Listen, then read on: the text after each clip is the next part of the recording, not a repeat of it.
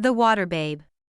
Floating in a basket on the river Nile, Princess Bathia, the daughter of Pharaoh, king of Egypt, found a tiny little water babe. Princess Bathia was a widow and had no children, and she was so delighted that she took the child home to the palace and brought it up as her own. She called the babe Moses. He was a pretty little boy, full of fun and frolic as he grew up, and he became a favorite with everybody in the palace.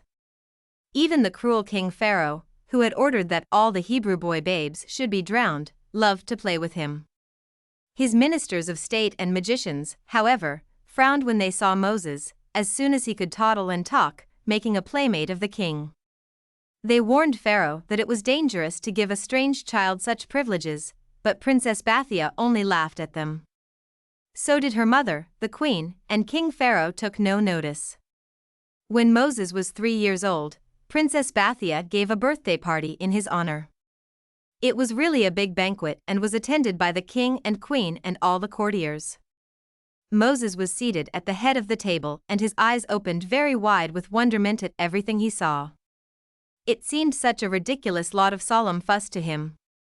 He would rather have played on the floor or climbed onto the table, but of course they would not allow him. "What does all this mean?" he asked of the king who was seated next to him. "Tell me," and he playfully pulled King Pharaoh's beard. The courtiers looked on horrified, and Balaam, the chief magician, cried out, "Beware, O king, this is not play." "Heed not these words, my father," said the princess. "Balaam is ever warning thee. If thou wert to take notice of all that he says, thou wouldst not have a moment's peace. Take our little babe on thy knee and play with him." To please the princess, King Pharaoh did so, and Moses amused himself by playing with the glittering jewels on his majesty's robes. Then he looked up and stared hard at the king's head. "What is that?" he asked, pointing. "That is the royal crown," answered Pharaoh. "No, it is not. It is only a funny hat," replied Moses. "Beware," chimed in Balaam, solemnly. "Let me put the hat on," said Moses, reaching up his little hands, and before they could stop him, he had taken the crown from the king's head and had put it on his own. Princess Bathia and the queen laughed merrily, but Balaam looked very grave. "Your Majesty," he said, in a voice trembling with passion, "this is not the foolish play of a babe. This child, remember, is not as other children. Came he not from the river? There is meaning in his action. Already does he seek to rob thee of thy royal crown. 'Tis a portent of evil." Pharaoh thoughtfully stroked his beard. "What saith Ruel?" he asked, turning to his second chief magician. "I say the child is but a babe and that this action means nothing," answered Ruel. The queen and the princess agreed with Ruel, who was their favorite, but Balaam would not allow the matter to pass lightly. "I, Balaam, am chief of thy counselors," he said, "and deeply learned in the mysteries of signs and portents. There is a meaning in all things.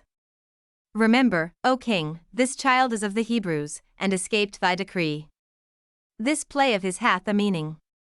Should he be permitted to grow up, he will rebel against thee and seek to destroy thy rule. Let him be judged, O king."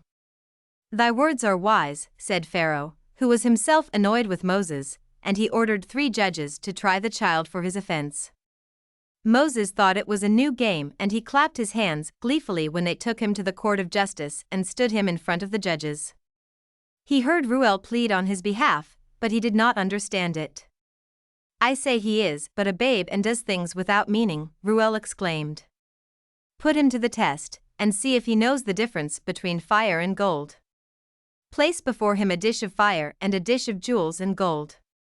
If he grasps the jewels, it will prove that he is no ordinary child. If he places his hand to the fire, then shall we be assured he is merely a foolish babe." "So be it," said Balaam, "and if he grasps the jewels let his punishment be instant death." Pharaoh and the judges agreed, and 2 dishes, one containing burning coals and the other gold and precious stones, were brought in and placed before Moses. Everybody looked on keenly as Moses stared at the dishes. Princess Bathia made signs to him, but Balaam ordered her to cease, and it was Ruel who comforted her and dried her tears. "Take my magic staff," he said, handing to her a stick that seemed to be made of one large precious stone. This was given to Adam when he left the Garden of Eden and has been handed down to me through Enoch and Noah, through Abraham and Jacob unto Joseph who left it in my keeping. Take the staff and Moses will obey whatsoever be thy wish. The princess took the staff and pressed it to her lips. I wish, she said, that my little water babe shall seize the burning coals. Moses thrust his fingers into the fire and pulled out a glowing coal. With a cry, he put his fingers in his mouth to ease the pain and burned his tongue with the coal. Ever afterward he lisped. The princess snatched Moses and pressed him tightly to her bosom. Give me the magic stick, she said to Reuel, so that I may guard and protect the child. Canst thou read this word? Asked Reuel, pointing to a word engraved on the staff. No, said the princess. Then it cannot be thine, answered Reuel. Whosoever reads this name can understand all things, even the thoughts of animals and birds. Fear not for Moses. In years to come this staff shall be his. And so it came to pass. Years afterward, when Moses was a man and fled from Egypt, he married a daughter of Reuel who became a Hebrew and took the name of Jethro. Reuel planted the staff in his garden and Moses saw it. He read the magic word, and touching the staff it came out of the ground into his hands.